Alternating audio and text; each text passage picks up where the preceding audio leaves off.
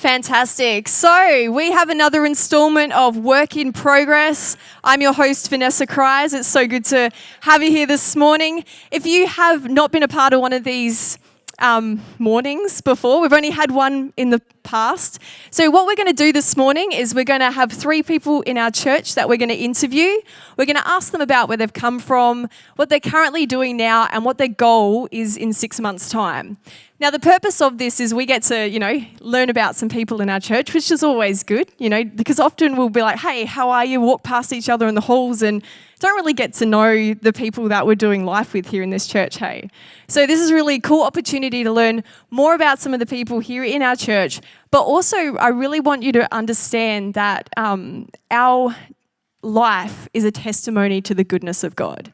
Often we get caught up in the moments, which are testimonies of God's healing and God's faithfulness, but our whole life is a testimony to the goodness of God. And so I hope that's really seen today through us having these discussions. I'm really excited to have our 3, panelists, have our 3 interviews today. And just before we get into it, so I was thinking about the title, Work in Progress, right? And it makes me actually think about roadworks. So if anybody has, a title that might be a bit more reflective of what we're doing today, I would greatly appreciate it. Maybe jump on our Instagram and follow us as well if you're not already, and our Facebook page would be fantastic. I kind of feel like when I rock up to roadworks, especially, here in South Australia, I don't go, oh, goody, progress. I don't get excited about that. So I hope me pointing that out doesn't make you guys go, oh yeah, it does kind of, and dampen the mood this morning. But please, if you have any other ideas of maybe a better way that we could explain what we're doing this morning, I'm open. I really am. Awesome. All right, cool. So we got the idea of what we're going to do this morning? Fantastic. All right, I'm going to welcome up the first person I'm going to interview this morning, which is Pastor Paul. Let's give him a round of applause.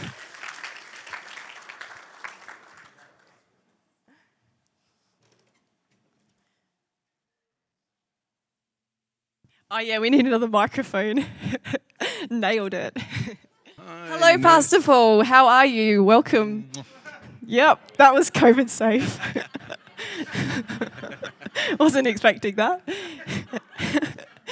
Anyway, how are you, Pastor Paul? Yeah, good. Good? And you? I'm going well, yeah. Everybody else good? Fantastic. It didn't sound very enthusiastic, but hey, yeah. All right, so Pastor Paul, can you tell us a little bit about your history? Yeah, well, I originally born in England, Bradford, Yorkshire.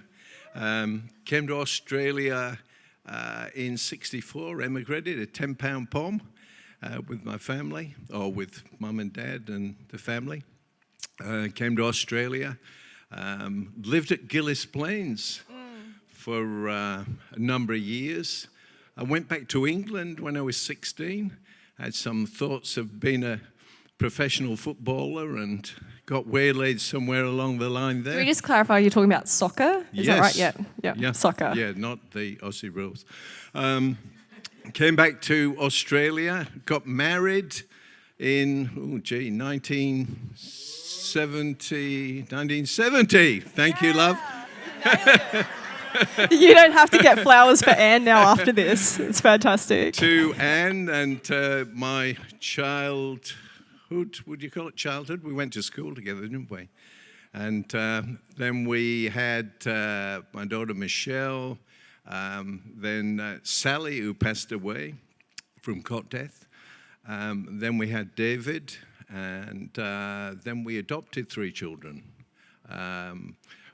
Lydia or Matthew first, Matthew from Indonesia, from Surabaya. Then Lydia, who was born in Bali, and Jessica, who comes from South Korea. And got saved when I was 28, living a lifestyle which I wouldn't want to tell you all about. It wasn't quite where I should have been, but we were searching. We were looking for an answer, as everybody does. I got into all types of things. We were hippies. So that says a lot, doesn't it? I was actually bought a caravan, a 28-foot caravan, and we were off to Tasmania to live on the land and live as hippies, build a mud brick house. And I got saved. Yeah. And God detoured me. Ended up going to the Salvation Army and had quite a career there in the or a call in the Salvation Army. So, yes, I got saved in 1980 and had an exciting time since. God's done some amazing things. Yeah. So, were you part of this church? Was I You part want to talk a little bit about that? Oh, well, we pioneered this church.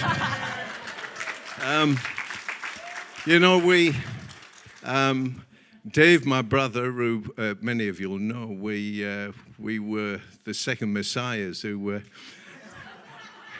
we thought we were going to save the world. We just had a great call, a great desire to do something. And when I left the Salvation Army, we went to the Heights AOG, and there was a real strong call on us to develop a church, go out and pioneer a church. So we did that some 25, 26 years ago. Yeah. Started off at the Green Acres Shopping Centre there, in the back of the shop, because we've always been in business. We were wheelers and dealers, as most of you know, and moved from there, and through a series of events, we ended up and got this place here, and I mean, there's a lot of things we can talk about there, but we haven't got enough time, have we? But it's been exciting. I think we have a little, because we do have quite a few people that have joined our church and don't actually know the story of this building. So if you could briefly talk about that, that'd be great. Yeah, well, when we moved from the shopping centre, we moved to... Anybody who's pioneered a church, you move from place to place, hiring places, setting up and putting things back. And we ended up eventually buying a place from a guy called Barry Good, who was an evangelist on just opposite Yatla there on the Grand Junction Road. And but that was too small, and we were looking around. We had no money, but...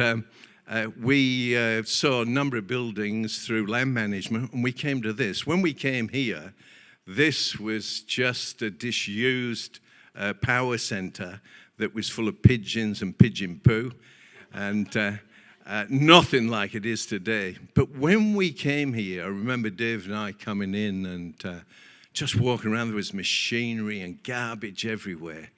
And, God just gives you a vision of what it can be. And we just said, this is the place. Yeah. And so we started talking dollars and cents with them. And, of course, they were looking for hundreds of thousands. So we made, we spoke to the then health minister who oversaw this building, Dean Brown. He was the Premier of South Australia. We actually sent a letter to him. And we said, we'd like to purchase this. And so we went down to Parliament House and we met with Dean Brown for 1.5 hours, and all his staffs just sat down, negotiating. He said, well, how much are you going to give us for it? Well, they were looking at $1 million or something for the land and so forth. Well, we said, well, the land's probably worth a couple of $100,000.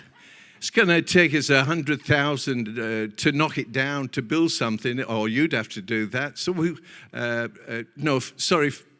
was 400,000, 300,000. We said for the land. We said it's going to take 100,000 to knock it down, so we'll give you 200,000. And he laughed, and he says, "I'll get back to you." Then a few months later, a letter came through. He says, you can buy it for 200,000, which was this. Once again, we don't have time. The miracles that have happened in this place coming about are just sensational. The thing with God is He shows you a picture of what can be, and you get excited, but He doesn't tell you about the journey that you've got to go through, which. If I'd have known, I wouldn't have done it. But when you do it, there's something fantastic. He meets your need all the time. Yeah. You've just got to stay in faith. That's the difficult thing for us. you've just got to keep your focus. And there were times, we didn't have the money to purchase it. So when the time was coming to pay for the building, I'm laying in bed at night thinking, I'm going to have to mortgage my house. What are we going to do? How stupid could you ever be? But God came good. Yeah. And we ended up with a loan from somebody for some, $350,000. And God just paved a way. It was just wonderful. It's amazing. Thank you so much for your faithfulness, because without the heart, let's give him a round of applause. We're really grateful for everything that you and Anne have sacrificed, and your family, because it's a sacrifice. It's hard and it takes its toll. And you know what? Without you guys doing that, we wouldn't have what we have today. And we are super grateful for everything that you guys have done. We really are. All right, so I'm terrible with dates, so I'm not even going to throw a date out of when you handed the church over to Tim and myself, unless you know it. What year was that? No idea. 5 years ago. Well, how time flies when you're having fun, eh? Look, in your life, in your Christian walk, you have calls. It's a calling that we've got. It's not a career. And the important thing, I stress it to everybody today, find out where your passion is for the kingdom, for Christ.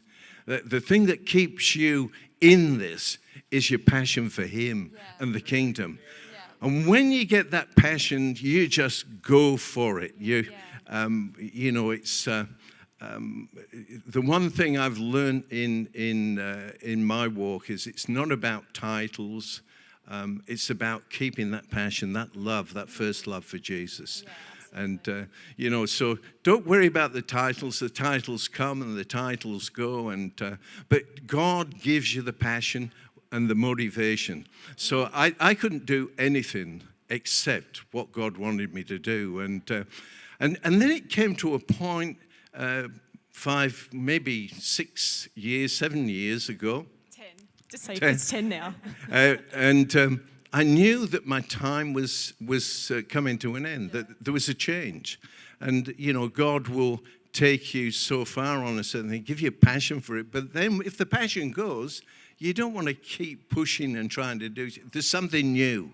Yeah. God always has something new for you. Yeah. And, of course, Tim and Venessa were here, and Tim was the emerging superstar in the church. And although when I first connected with Tim, he's not the same guy that he is today.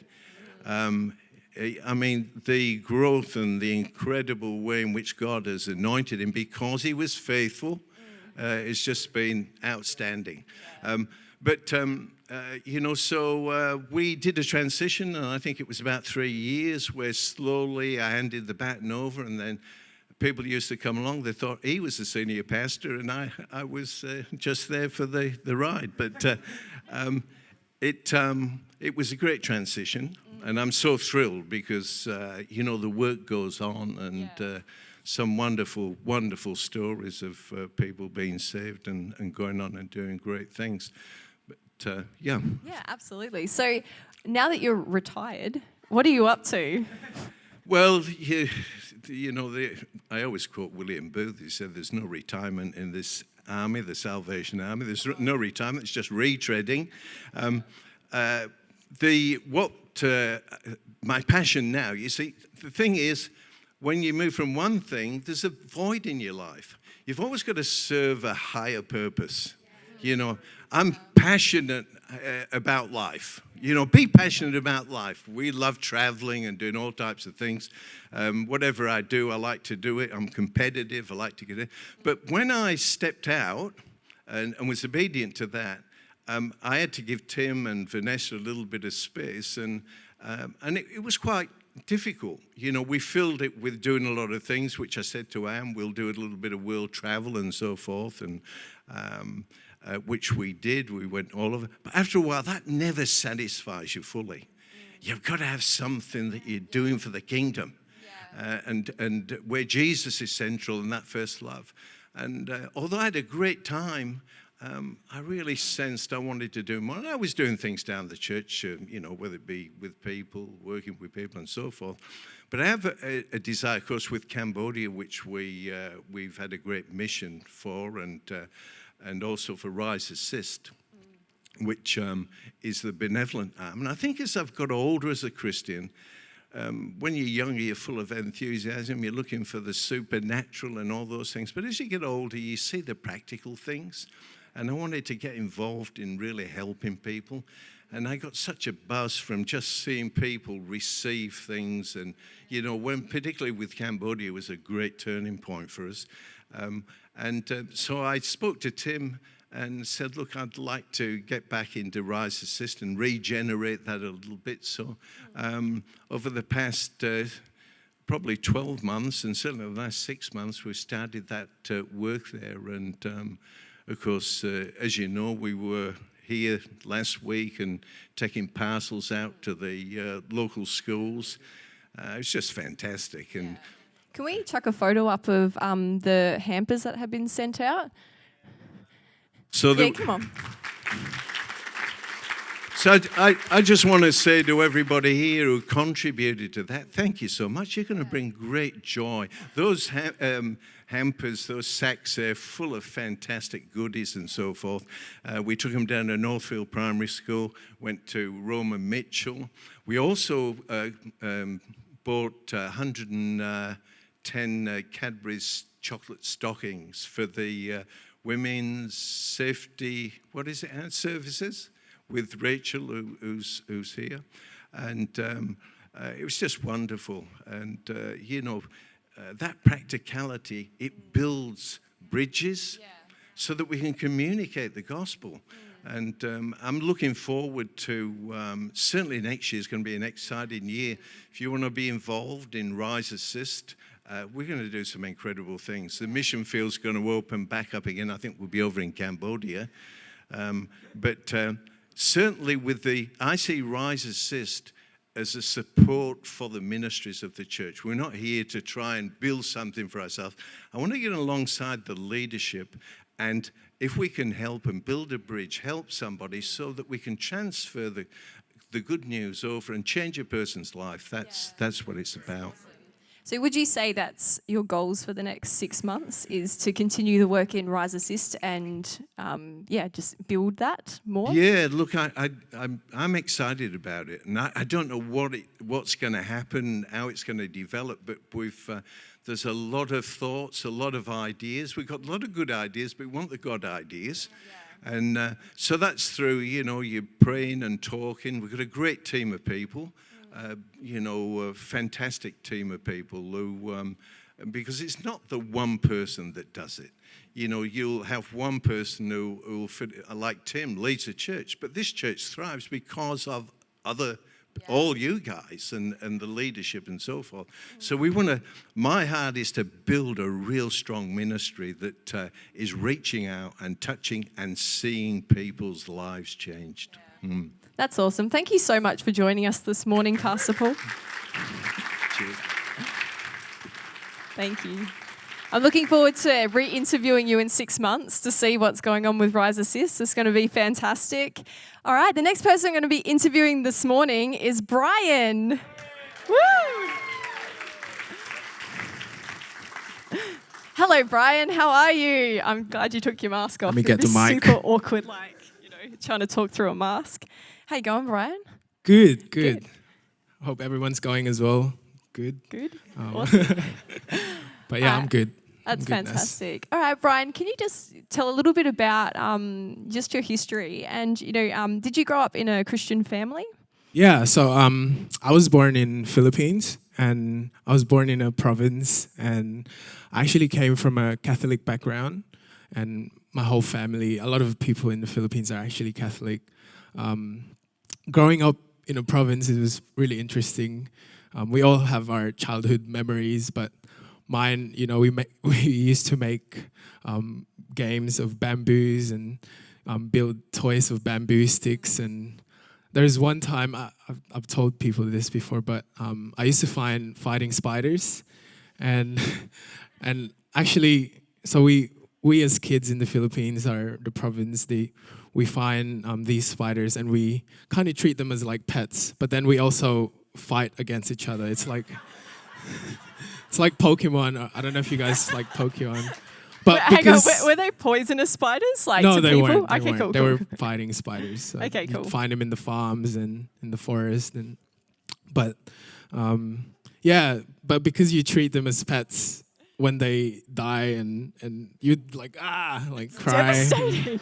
you know, kind of sucks. But yeah, so that was fun. And yeah, growing up in the Philippines, I grew up mostly with my cousins and my family, my mom and dad. And my mom and dad actually worked in Middle East for a while.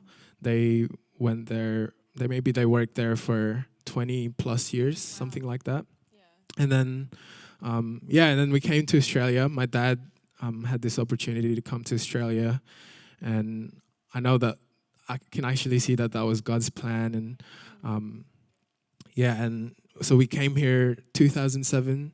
And that was. That's it. Awesome. So, how did you come to Rise Church? Yeah. I went to a school called Cedar College, and I had a few friends there, and there's one fan of Cedar College here. My kids go there too. It's awesome. Yep. Yeah, and I had a few friends there that came to youth at Rise, and they just invited me. And I came along one night, and then it was great. We had a lot of fun, and there was plenty of activities. But I remember this one night because I came from a Catholic background, and they're quite traditional. And when I came here, people were like lifting their hands up, and I was like, oh, that's weird. It's a bit disrespectful, but I was like, oh, okay. But then. There was one time, and I was like, I might try it. And I just pray to God, whatever you want to do, I'll just lift my hands up and just surrender. Yeah. And I did that, and then I started. I felt God just started showing me miracles that happen, not just from the past, but what He's going to do in my life. And so my journey started from there as a Christian, and gave my life to God, and that's how I came to Rise from Rise Youth. That's amazing. Because you're also part of our worship team as well. Yes. So that's an integral part of what we do here. I remember I was really scared as just singing in front of people or even one-to-one. I was like, I don't want to sing. I get nervous at times, but giving my life to God, I was like, I want to do this for God, and I want to worship God, and so that's how I started, and I decided to be a part of the worship team at church. I remember singing "Pursue." That was my first song to lead. So that was great. You're kind of thinking, should I or should I not sing right now? It's amazing because you've got an incredible talent. You are an incredible vocalist and you're a musician as well, but you're so humble. I love the humility that you carry. It's incredible. And that transfers on the stage. You're here to lead us in worship, but you're here to worship God. And thank you so much for doing that. Thank you for leading us into the presence of God and sharing what God puts on your heart as well. Sometimes that's really difficult. I've been in your position and it's I got to share this verse. And I'm like, sometimes you're like, God, I really don't want to, but stepping out, that builds your faith in God, that God's going to come through, when He says He's going to want you to do something. So thank you so much for doing that. We really appreciate it. Awesome. So what are you up to now? Yeah, so I actually studied architecture, and I just finished my master's in architecture, so... and so now I'm just applying for jobs, looking for jobs in architecture. It's interesting, architecture, because when I started it, I'm like, oh, this is pretty cool.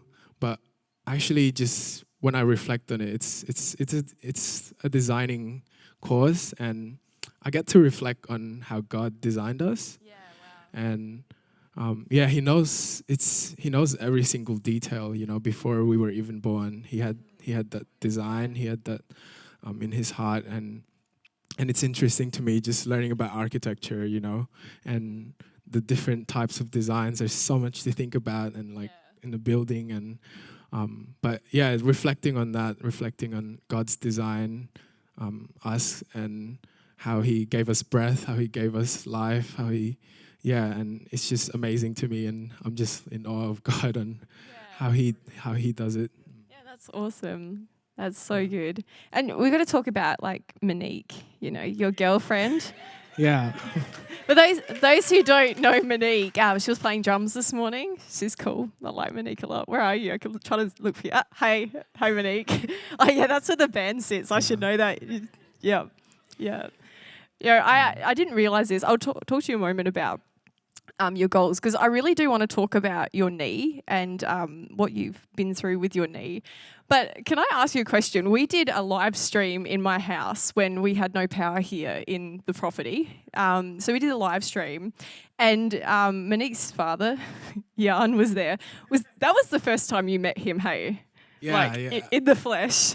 Actually, I've met him before. Oh, you have met him before? I have met him before. But not as... Like in a hanging relationship out with him Monique. and getting to know him, that was part of the journey, I guess. Yeah. Because we had a lot of fun behind the scenes, and on screen as well. If you did catch the live stream, when our power was not working, we adapted. It was fantastic. I didn't realize this though. You actually started sharing your heart and your testimony about your knee in front of him at that point in time, and I was like, this is actually such a beautiful moment. That I got to be a part of was he was in the audience, championing you and like cheering you on as well. Just on your knee. So you injured it how long ago? Yeah, so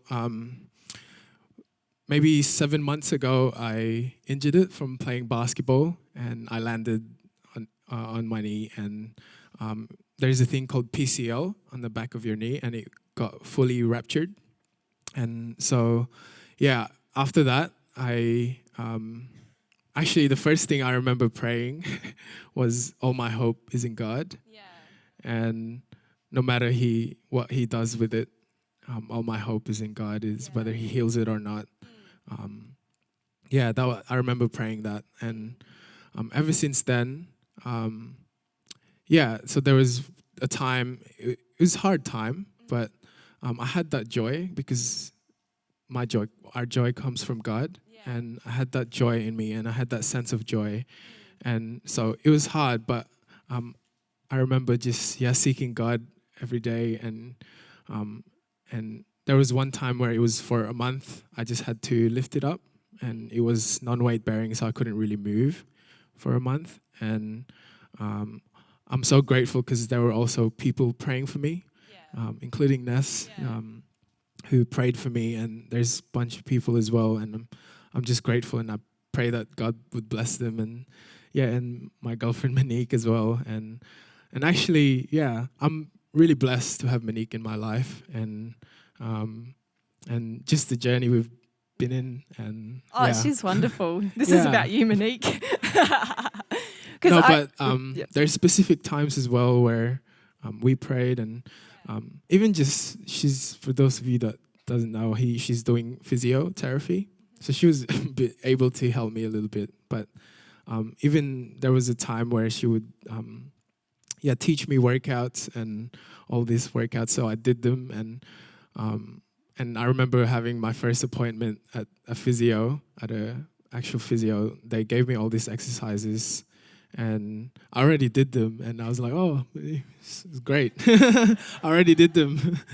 And and so after a while of just resting my knee, and I had this appointment. I had a surgery appointment, and then I went to that appointment, and they did a few tests. They did a few tests on my knee, and they said that I didn't need the surgery anymore, and I was just really grateful, not because I didn't need the surgery, but I was just praising God because for my knee, and I can use it, and I can walk, and after that, I started, it just gained more strength, and I've been cycling as well. And it's crazy because every time I cycle, I praise God. And but every 10K, it builds up. It goes to 20K, 50K. And there's no problem at all, like with my knee. And so it's stronger than, I mean, I believe it's stronger than it used to be. Yeah, come on. And that's just God's blessing to me. And yeah, and I just want to encourage you guys, if you have something to a healing or anything like that, whatever circumstances you're in, is to have that hope, to hold on that hope in God, no matter whether He heals it or not. Yeah, you continue to seek Him, and yeah. That's brilliant.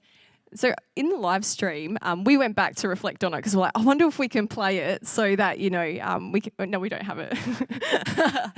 Because what happened is you briefly mentioned the injury that you had in your knee, but what you did is you shared every scripture that you were holding onto in that season, which I thought was incredible, because instead of sitting there and thinking about, my knee, and talking about the issue, you started like sharing scriptures, and you started sharing your faith. You were encouraging people in faith, even though you were going through a tough situation. And I remember Monique at one point coming to me, and she's just like, Venessa, can you share stories with me about healing so that my faith can be stirred to see Brian's knee healed?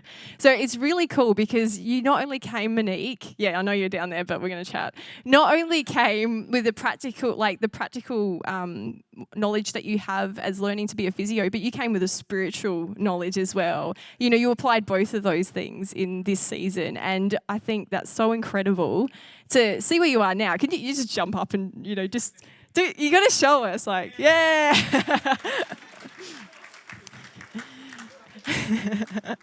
Oh my gosh, it's been brilliant just, being on this journey with you. So the next 6 months, what have you got planned? Yeah, so I mean, I want to be an architect in the future, and but to be honest, just really to seek God and His Word, and because actually I've been reflecting on how to live a full life, and but yeah, I believe to live a full life you need to know who gave you life, and that's just what I want to do, is to know God more, not just these 6 months, but pray that I could do it for the rest of my life with the breath He has given me. And so yeah, that's what I want to do, whatever circumstances I'm at, or whatever job I have, or whatever I'm doing. I want to serve people and love people the way He does. And so yeah, I just pray that that's probably for the next my life. Oh, awesome. Thank you so much, Brian, for joining us, and thank you for sharing your story. It's brilliant. And don't forget your mask. Awesome. Thank you, Brian. Our last interview that we're going to have today is Helen. So, Helen, can you make your way to the stage? I love how you got a little bit quicker then. It's a long walk down, really. Like, you've got this. Hey, welcome, Helen. It's good to see you. Good to see you. You want to take a seat, grab your microphone? Yeah, take your mask off. You get 10 minutes without a mask on. Yeah. Oh, yeah, that's why I come up here. That's right. Sometimes I'm like, you know what, I should just jump up on the back and just sing. I'm part of the worship team, right. Hey, I don't have to wear a mask. Gosh, it sucks. But at any rate, hey, Helen, how are you? Yeah, good. You? Yeah, I'm going well. Awesome. Now, we know each other quite well because you serve in our midweek program, Coffee and Thrift, and on our cafe. Yeah, come on, give her a round of applause. It's fun. You're a volunteer, which is amazing, and it's been so amazing watching you grow, and I'm not going to say anything else because I don't want this to become super emotional or make this about you. I can see it in your eyes. I'm a crier. I'm just going to say right up front, there will be tears probably. But and that's cool. We're going to roll with that because we're human and it's beautiful, so we appreciate that. So, Helen, can you tell us a little bit about yourself, like your past? Sure. Fantastic. So, I'm an ex-salvo as well. I ended up at Ingle Farm Salvos about 2 years after Paul and Anne. So in 1982, we had the Sunday school come and do this puppet show thing with a monkey. And Mum saw it and we just went. And I was saved at 7 and just had this, I just knew God was there. And so I was there for a long time and did a youth thing over in Sydney with them, and everyone else went to America for 3 months, and God said, I'm sending you to Orange, Helen. I'm like, really? Okay, but I was really excited about it, and that was fun, and came back and went to the Salvation Army Bible College and got kicked out after a year, but that's a whole other story. I would like to hear this at another time. It would be fantastic. So you came back and came here and then left and then came back and then left and then came back, and I just keep coming back. And eventually I'm just like, God, I'm just staying this time. Can we just stay? Yeah. So, yeah, I'm here now. Great. Yeah, fantastic. So at the moment in your life, what are you up to? Give us a little bit, like talk about your boys, like... Yeah, my boys are amazing. So I have 3 boys. Joel is 16, Daniel is 14, and Josh is 11, wishing he was 20. And they're amazing. They are my world. They are such sweet kids. My eldest is 6'6.5", and he still comes and gives me hugs every day. It's like, I love you, Mum. And I'm just like, oh, he's such a gentle giant. So, single mum. That's tough with 3 boys. But, God is great. His grace carries me through some days more than others. Yeah. So your parents, they come to this church, right? They do. Do you give them a shout out? Are they here today? Just give them a shout out. I think they could make it. So Julie and Trevor Carr are my mum and dad. I may have forgotten to mention I was doing this week. It's all right. It's recorded so they can watch it. It's all good. Sorry. Nobody tell them. We tell each other everything. So I'm like, oh my gosh, whoops. And even just this last few weeks, now I've got my parents who have always been speaking into my life, but I was talking to Sue the other day, Sue Moore, and we were reminiscing about how she and Max were my youth leaders at the Salvos for a while, and Lynn and Linton McLean, I've known them since the day I was born, pretty much. And they're still speaking into my life now. Lynn is part of my Connect group. My girls from my Connect group, where are you?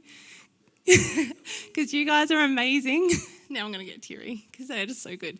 But the people who have been in my past who are still in my current is so many. Josh does Just Brass at the Salvos, which is a free music program. And I was really nervous going back. But there's just all these people going, so good to see you. And we haven't seen each other for 20 years. And it's so good to see that they are still in the faith and we're just connected. And, it's been really cool. So you've just been speaking a little bit about the community that you have here at Rise. How good is it to be able to have people in your life that are wanting to champion you and to see you grow to be all that God has called you to be? It's been amazing. So the last, I don't know how many years, trust has been a very big thing, and God's been showing me, you need to work on that, Helen, and it's been hard to reconnect. And coming here has been such a journey of that part of rebuilding, pulling down walls and allowing people to speak back into my life, not just on a how you're going level, but on a really deep level. And even just this week, there were a lot of tears in our Connect group from me on Thursday. But I said to the girls, even though it was really hard what was said, and my pride tends to get in the way a little bit, I'm not going to take that, when I thought about it, and God said, you need to listen to them. And, they were right. And I had to let my pride go, which is hard to do when you don't want to let your pride go. But I trust them to speak into my life. I trust them to love me and to have advice and godly wisdom that I don't always have. And I don't like that. I want to have all the wisdom, but I don't. And these girls just spoke so kindly and were so loving. And, we saw breakthrough in some things in my world. And I am so thankful to God, thankful to them.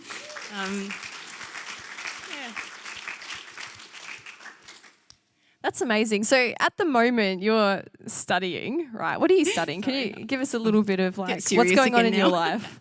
So it's interesting that just with this one day I randomly said to Ness, hey, do you guys need help in the cafe? And I'm like, oh, where'd that come from? I had no idea how to use a coffee machine. Like, of all the places to go, it's high pressure and you have to think about lots of things lots of times, and I really afterwards thought, oh my gosh, what did I just commit to? And commitment, again, eek.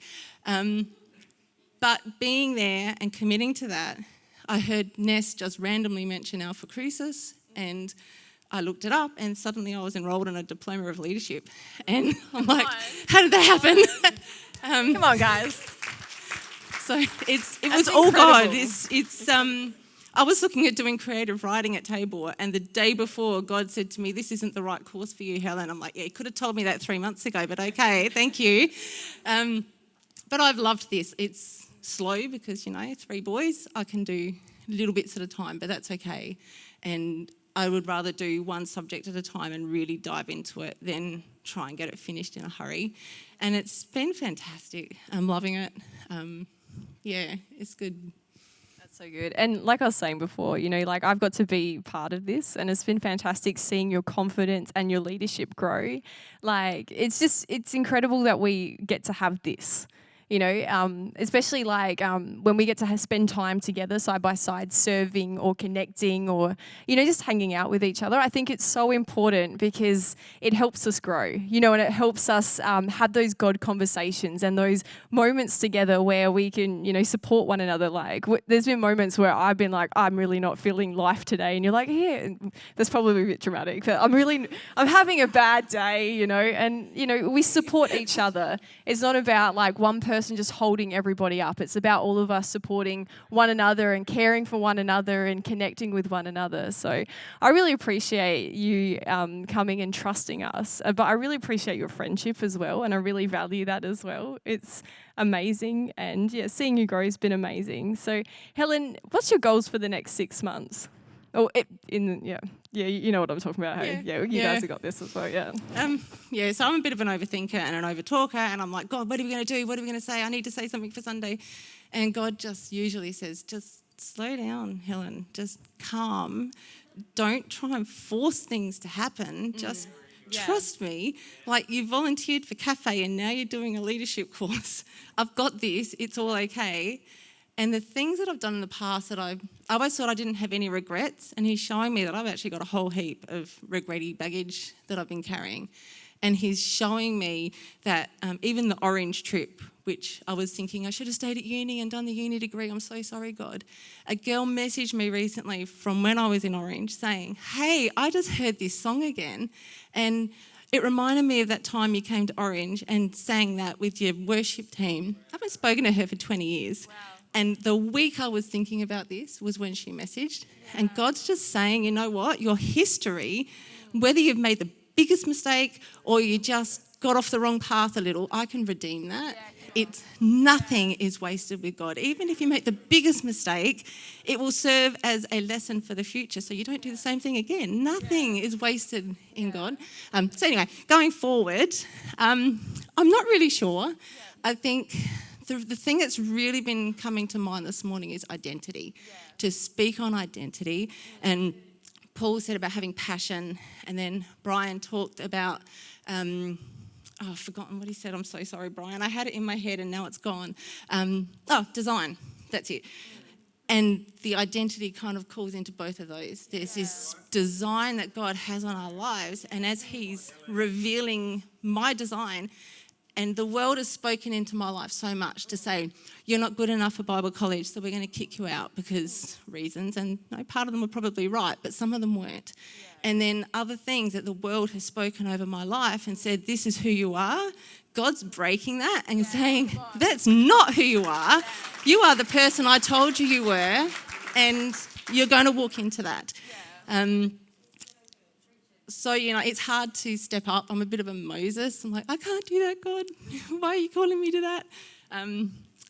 But it's exciting to embrace that and just see where it goes. But I really do feel to say, some people here today, sorry, I'm going to go into preaching mode for 30 seconds. We have time. I got 3.5 minutes.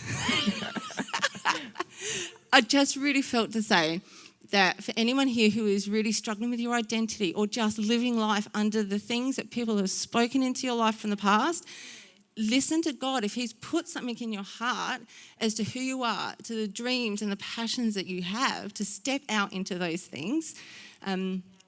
God told me to start a Facebook page a while ago, and he told me to call it something. I'm like, I'm not calling it that. So I called it Raw Faith, because, it was all about me being a messy Christian, and it was all very hip and... You should be plugging that. I completely forgot, sorry. No, I don't want to plug it because it's not about me. No, but what you're speaking on your Facebook page is incredible and impacting people. So I think I think you should, because although you're saying it's not about me, which yeah, but what you're doing is incredible and it's going to impact so many people. So feel free, plug it. It was called Raw Faith until yesterday, and I woke up and God usually speaks to me when I'm kind of half asleep. And he said, Helen, I told you to call that prophetic voice. And I, at the time, went, I can't do that, God. That's so presumptuous to say that. But there was this conviction that it isn't about me, it's about God and the words that he wants to speak to people's lives that are prophetic. And it's not like Armageddon's coming. It's not that kind of prophecy. So, if I run, then, I'm not going to run. It's all good. But it's about things that are deep in the spirit that... I see things, I have visions that don't make sense. I recently spoke at Noel's home group about ants that were in the water when I was cooking potatoes, and God turned that around into this whole spiritual message about how we need to deal with offence. So I see these things and it's so cool. Yeah. And he said, Helen, this is what your gifting is, this is what your ministry is. And it's about setting people free. Yeah. It's about seeing people reach their identity. And just, I've just had enough of the devil taking people's lives. I've had enough. And it's like, I'm just going, enough. Enough of seeing people, myself too, living under the old. And let's start embracing what God has for us, for the kingdom. And I'm really excited. Yeah. So it's fantastic. Yeah. Thank you so much, Helen. So, in the next 6 months, you're thinking, preaching, like a group or... You'll be able to shut me up, though. I guess we'll see, how God outworks that, because it seems like you're open to just whatever God wants you to do. So I'm really excited to interview you in 6 months' time to see how that outworks. And it might just be that I just need to sit more and delve into God and stop making so many excuses, and really got to work on this pride thing a little bit as well, and, let people speak into my life with a little bit of, hey, you got to stop doing that, because, we've got to get deeper with God. Yeah. And that's a real thing I need to do, is get deeper, stop living on the shallow so much. So awesome. Thank you, Helen, for joining us this morning. Shake your hand. All right, guys. Well, I hope you've had a great morning this morning here in church. It's been great to be able to share, have a little bit of a chat with some people and learn more about their lives and where they are with God. In 6 months' time, we are going to be re-interviewing these guys to see what, where they've landed, what God's done in their life. Because, we plan, but God has a plan. And often we kind of get hard on ourselves when our plans don't outwork the way we thought they were going to be. But I want to encourage us, we're about leaning into God's plans and actually going, well, wait, maybe God detoured us for a reason. Maybe God's got something better than what we actually had planned for our own lives. So I want to encourage us this morning, February, we're going to be re-interviewing our first set of guys that we interviewed. So I'm really excited about that, to see, what God's done in their life. And this morning, guys, God has a plan and a purpose for you. And I hope you walk away knowing that your journey is that testimony of the goodness of God. It's not just those moments. Let's not just try and grab onto those moments of God, but let's live every single day outworking it, knowing that God is with us, God has gone before us, and that God does have that plan for us. Amen? All right, cool. I'm just going to hand over to Pastor Tim, and he'll wrap us up.